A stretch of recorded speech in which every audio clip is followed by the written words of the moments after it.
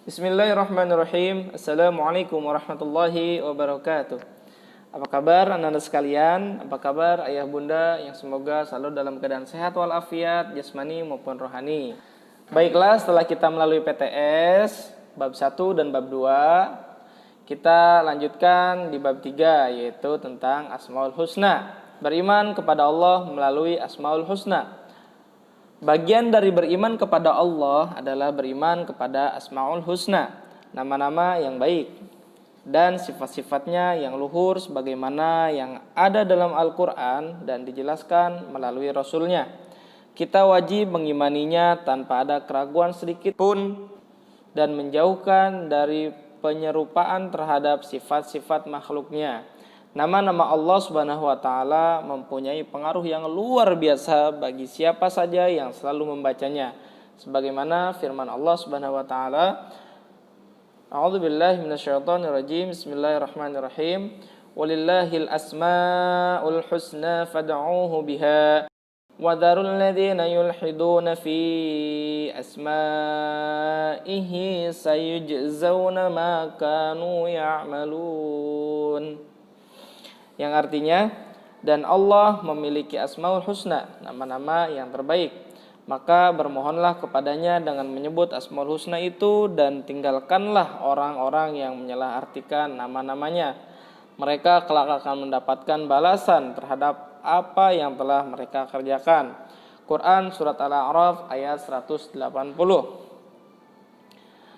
Al-Basir. Al-Basir artinya maha melihat. Perhatikanlah gambar ini. Seorang anak menyontek jawaban teman di sebelahnya ketika ujian. Meskipun temannya tidak tahu kalau jawabannya dicontek, namun Allah mengetahuinya karena Allah mempunyai sifat al-basir yang artinya maha melihat. Allah melihat segala sesuatu baik yang nampak maupun tidak nampak, baik yang besar maupun yang kecil, baik yang tersembunyi maupun yang tidak tersembunyi. Tidak ada sesuatu di alam ini yang tidak diketahui Allah. Bismillahirrahmanirrahim. Wa ma takunu fi sya'nin wa ma tatlu minhu min Qur'anin wa la ta'maluna min 'amalin illa kunna 'alaikum syuhudan id tufiduna fihi. وَمَا يَعْزُبُ عَنْ رَبِّكَ مِنْ مِثْقَالِ ذَرَّةٍ فِي الْأَرْضِ وَلَا فِي السَّمَاءِ وَلَا أَصْغَرَ مِنْ ذَلِكَ وَلَا أَكْبَرَ إِلَّا فِي كِتَابٍ مُبِينٍ. Artinya, dan tidakkah engkau Muhammad berada dalam suatu urusan dan tidak membaca suatu ayat Al-Quran serta tidak pula kamu melakukan suatu pekerjaan, melainkan kami menjadi saksi atasmu ketika kamu melakukannya. Tidak lengah sedikit pun dari pengetahuan Tuhanmu biarpun sebesar biji zarrah, baik di bumi ataupun di langit. Tidak ada sesuatu yang lebih kecil dan yang lebih besar daripada itu, melainkan semua tercatat dalam kitab yang nyata, Lauhul Mahfuz. Quran Surat Yunus ayat 61. Meneladani sifat al-basir. Seorang mukmin yang meneladani sifat al-basir hendaknya menyadari bahwa mata yang telah diberikan Allah harus dijaga dan digunakan dengan sebaik-baiknya. Tidak boleh digunakan sembarangan, seperti jangan melihat sesuatu yang bisa menyebabkan dosa. Alangkah baiknya jika mata kita digunakan untuk selalu memperhatikan alam semesta sebagai bentuk rasa syukur dan tadabbur, renungan. Kita harus selalu sadar bahwa Allah senantiasa melihat apa yang kita lakukan. Jangan pernah berpikir ketika kita berbuat sesuatu yang buruk tanpa dilihat orang lain itu tidak apa-apa. Ingatlah, Allah melihat segala apa yang kita lakukan. Berikutnya yaitu al-adlu. Al-adlu artinya maha adil. Allah adalah zat yang maha adil, menempatkan segala sesuatu dengan tepat. Salah satu bukti Allah maha adil adalah Allah menempatkan ikan di air, baik itu di laut, sungai, ataupun kolam. Jika ikan ditempatkan di daratan, ikan tersebut akan mati. Keadilan Allah bersifat mutlak. Segala perbuatannya benar-benar bijaksana dan dilandasi oleh perhitungan yang sangat matang. Allah akan memberikan balasan kepada manusia sesuai dengan perbuatannya.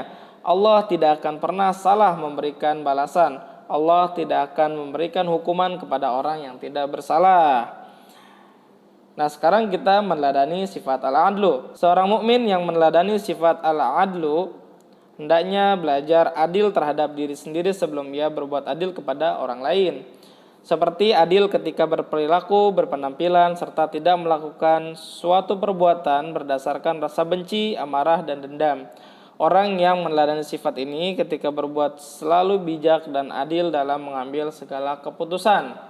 Nah, yang berikutnya yaitu Al-Azim. Al-Azim artinya Maha Agung. Perhatikanlah gambar berikut. Luasnya lautan, langit, dan deburan ombak merupakan sebagian bukti dari keagungan Allah. Keagungan Allah bersifat mutlak, besar, tak terbatas, paling sempurna dan kekal. Sementara sifat keagungan selain Allah bersifat sementara. Allah Maha berkuasa atas segala sesuatu. Tidak ada yang bisa menandingi keagungan, kebesaran, dan kekuasaan Allah. Allah memerintahkan kepada hamba-hambanya untuk menyucikan namanya yang agung. Sebagaimana firman Allah, Bismillahirrahmanirrahim, Fasabbih bismi rabbikal azim, yang artinya, maka bertasbihlah dengan menyebut nama Tuhanmu yang maha besar. Surat Al-Waqi'ah ayat 96. Sekarang kita meneladani sifat Al-Azim. Salah satu bentuk meneladani kepada sifat Al-Azim adalah dengan menaati segala perintahnya dan menjauhi segala larangannya, serta mengikuti dan meneladani akhlak Rasulullah SAW dengan cara mencintai, mengikuti, dan melaksanakan sunnahnya. Yang terakhir yaitu mengetahui keberadaan Allah melalui pengamatan terhadap makhluk ciptaannya. Perhatikanlah alam di sekitaran Anda sekalian. Ada lautan, daratan, dan angkasa. Di lautan ada berbagai macam ikan, karang, tumbuhan, dan lain sebagainya. Di daratan ada berbagai macam hewan seperti jerapah, ayam, dan ada juga berbagai macam tumbuhan. Di angkasa ada berbagai macam burung yang setiap hari terbang ke sana dan kemari. Semuanya adalah ciptaan Allah Subhanahu wa taala dan menunjukkan kalau Allah itu ada dan selalu mengawasi kita. Nah, seperti itu ya anak-anak sekalian. Di bab 4 kita pelajari tentang Asmaul Husna. Cukup sekian apa yang Mister sampaikan hari ini, semoga bermanfaat untuk kita semua. Kurang lebihnya Mister mohon maaf. Assalamualaikum warahmatullahi wabarakatuh.